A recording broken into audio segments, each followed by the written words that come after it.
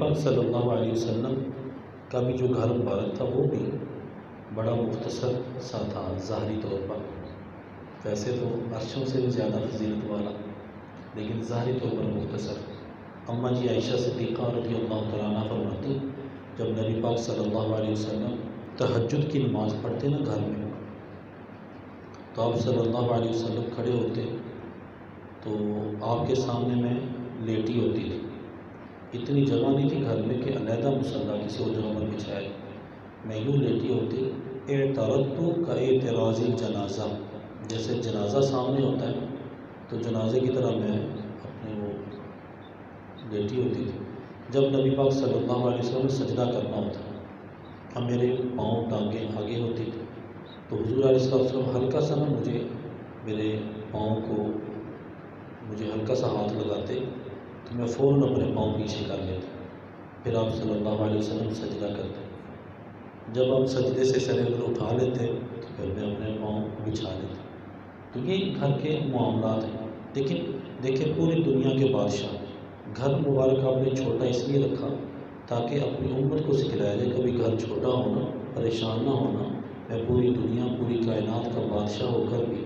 اللہ کا محبوب ہو کر بھی چھوٹے گھر میں زندگی گزار رہا ہوں۔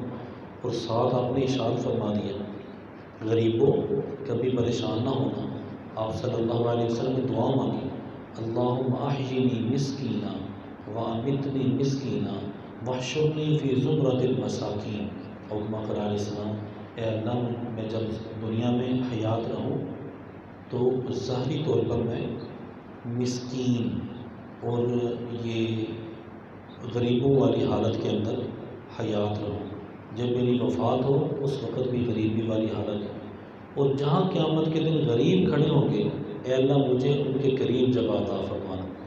اب غریب کہتے ہیں نبی پاک علیہ السلام کے پاس، اور حضور خود فرما رہے ہیں یا اللہ مجھے ان کے پاس جگہ عطا فرمانا، تو غریب بڑے خوش نصیب۔ لیکن اس میں تھوڑی سی یہ ذہن میں رکھیں کہ غریب وہ خوش نصیب ہے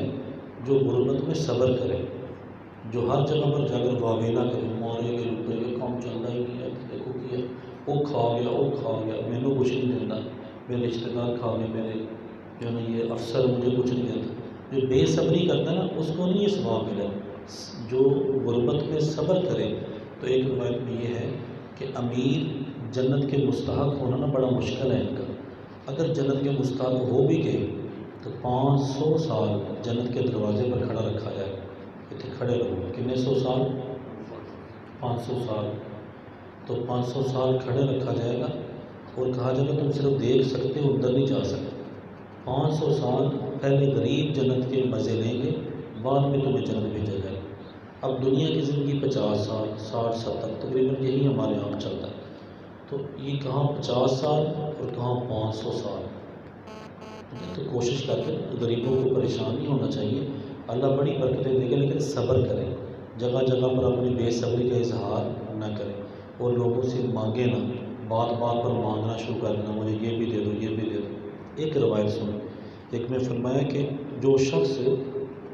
مانگنے کا دروازہ کھولتا ہے، مانگنے کا، وہ یار میں بڑا غریب ہوں، 1000 روپیہ دے دو 2000 دے دو، کبھی کسی سے مانگے کبھی کسی سے مانگے، جو مانگنے کا دروازہ کھولتا ہے نا اللہ اس بندے کی غربت کا دروازہ کھول دیتا ہے، غربت کا دروازہ۔ تو یہ نا کوشش کر کے ہو سکے تو جتنا آپ کے ہیں نا اس کے اندر، کہتے ہیں چادر دیکھ کر پاؤں پھیلاؤ،